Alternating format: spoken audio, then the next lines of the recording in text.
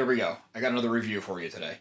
This one was also sent by Amazon. Thank you, Amazon. We do appreciate the access to your series. We love sharing them with our audience. We love getting a sneak peek. We love reading the press pages. We love trying to get eyes on the projects that we love, and we love informing people about the other projects as well. I'm a little bit torn on this one, not my feelings on the project, but how to deliver it. I don't feel like I'm doing my job if I just only review things that I love or say that I love things that I definitely don't, and this is one of the latter. The series, The One That Got Away, debuts today at the time of this posting, June 24th. It's a reality dating show. I'm not into reality TV. Hell's Kitchen's really the only one I watch because it's funny to watch Gordon Ramsay yell at people. I'm not into dating shows. I'm not into 30-year-olds throwing themselves pity parties. Just none of this is really for me. I don't really like reality TV, and I honestly just don't get it. The concept of The One That Got Away is not just a dating show. It's not The Bachelor. It's not one person vying for an island full of people.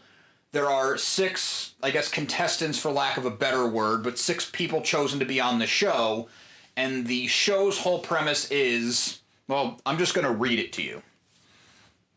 It's been said that by the age of 25, most people have already met the one. They just don't know it. 6 lucky singles embark on a new social experiment where for the first time this question is answered. What if the person you're meant to spend your future with is from your past?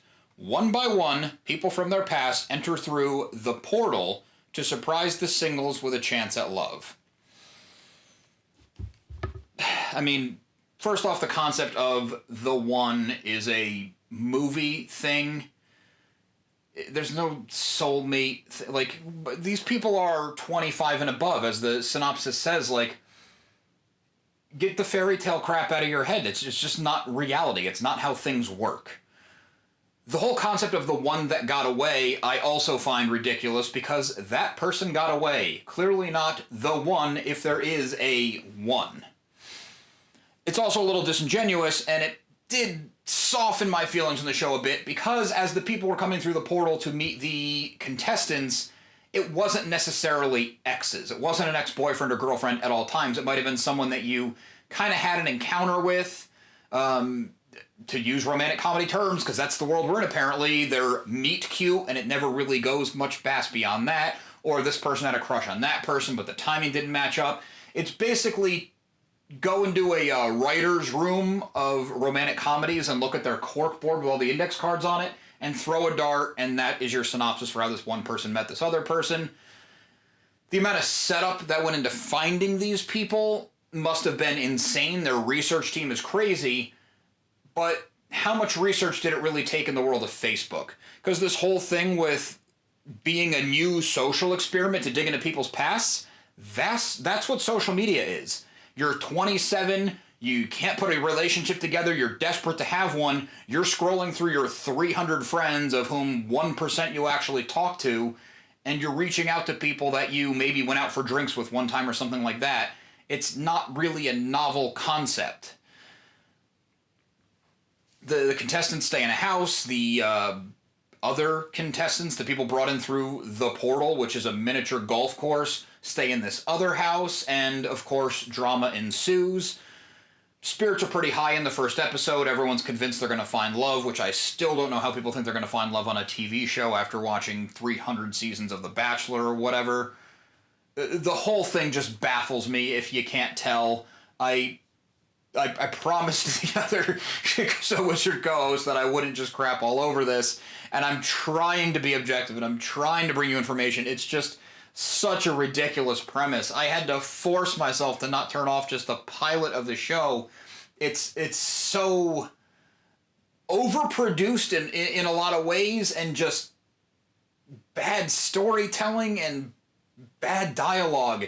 It's supposed to be reality TV. We all know reality TV isn't real. These people are very clearly red lines because no human being talks like this, let alone a dozen of them. They're all using the same kind of keywords like the one and my love language. And if I ever met somebody in public and they were letting me know what their love language was, I don't even think I could be mad enough to hit them. I would just be so confused I'd have to walk away. The things they say are ridiculous. It's dumb. The only part I found kind of funny was one person gets to meet their first possible one from their past and is not into it at all, and the person on the other side of that, the camera confessionals anyway, are saying, hey, I think things are going pretty good. But even that, you can't really laugh at, because is the guy clueless? Did they edit out of order? Is the guy clueless? Did they just tell him to say that? It's a bunch of people who probably want to be actors and kind of can't be, so they're just fed these ham-fisted keyword research lines. I can't really recommend this show. If you love reality TV, if you love this kind of trash TV, here's another one for you, because it doesn't really do anything unique. The only thing it really does that I see different is it's adding people in all the time instead of eliminating people.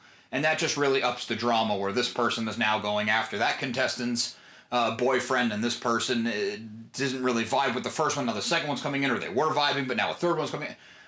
It's just creating drama for the sake of drama, and obviously that's the point of reality TV. I just don't see the appeal. So, like I said, if the one that got away, if you're into reality dating series, here's another one. It's like, if you like Law and Order, you got plenty to choose from, even though to me they're all the same. Have at it. The one that got away is coming out June 24th on Amazon Prime. You can check it out there if you feel inclined to.